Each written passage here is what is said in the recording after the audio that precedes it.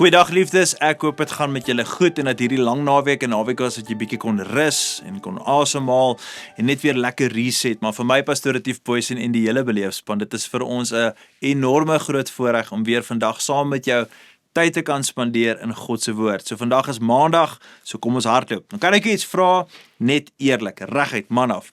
Het jy al ooit met iemand gepraat en hulle hoor jou, maar hulle luister nie regtig nie. Hulle knik dalk saam, hulle sê ja, maar jy weet, hulle het nie gehoor wat hulle het weer net gehoor wat hulle wil hoor en nie wat jy gesê het nie.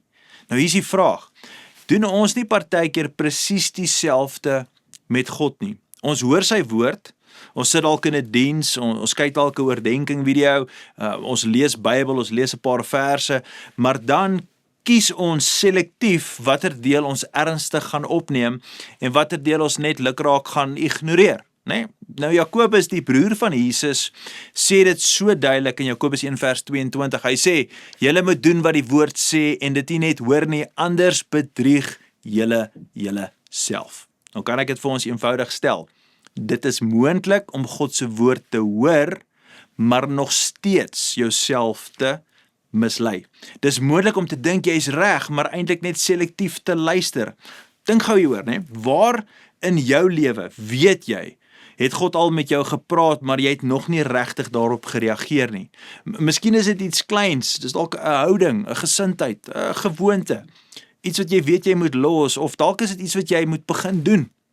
En jy het dit gehoor. Jy het daai nudge gevoel gekry van Here sê, hoorie so, traai hierdie ding, nee, daar's 'n stemmetjie wat sê, maar dan kom jy en jy sê, ag, ek sal later. Of dalk dis, is nie so ernstig nie.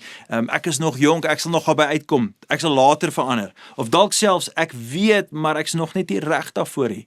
Is nog te lekker om te doen wat ek nou doen. Geliefde, selektiewe gehoor lei na 'n oppervlakkige geloof.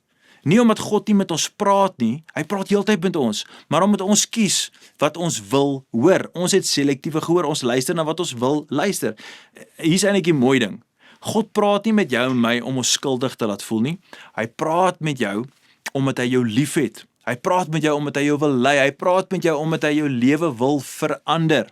So, wat maak ons vandag? Wat moet verander? Wat moet ons hoor? Wat moet ons verstaan? Nee, dit moet nie 'n groot dramatiese besluit wees nie. Ek sal graag vir jou uitdaag met net hierdie een klein ding. Kies om vandag ernstig op te neem wat God vir jou wys. Nie alles op een slag nie, net een ding. Net een ding, daai een area, daai een stem, daai een, luister na daai een waarheid en dan doen jy dit. En jy sê dalk iets soos, Here, ek gaan nie net hoor nie, ek gaan reageer. Vandag gaan ek kies om te reageer. Geliefde, want ware groei begin nie wanneer ons meer hoor nie, maar wanneer ons eintlik begin doen dit wat ons hoor. Ek hoop dat hierdie week vir jou week gaan wees waar jy nie net hoor nie, maar regtig gaan begin luister. En ek wil regtig uit die hart van my hart, uit my hart uit in Beleefse span se hart, ons waardeer julle so baie en ons waardeer dat julle vir ons kommentare los en saam met ons gesels en wanneer julle daai kommentare los en ons gesels saam, dan weet ek ons stap saam ook hierdie pad. So los vir ons daai kommentaar oor wat hierdie oordenking vir jou beteken en ek sien so uit om dit saam met jou te lees en saam met jou te geniet en soveel kere dan bid ons saam met mense wat dinge daar vra. So geliefde, voordat ons aangaan, voordat ons mekaar môre weer sien op die platform van nou, kom ons bid saam. Jesus, my gebed hierdie week wat vir ons voorlê, is dat ons hoorders sal wees, maar ook doeners. Nie net hoorders nie, maar ook doeners van u woord. Daarom vra ek, Here, kom wys vir ons wat is daai een ding waarna u vir ons roep vandag om in gehoorsaam te wees. En leer ons en help ons deur die genade om dit juis so reg te kry.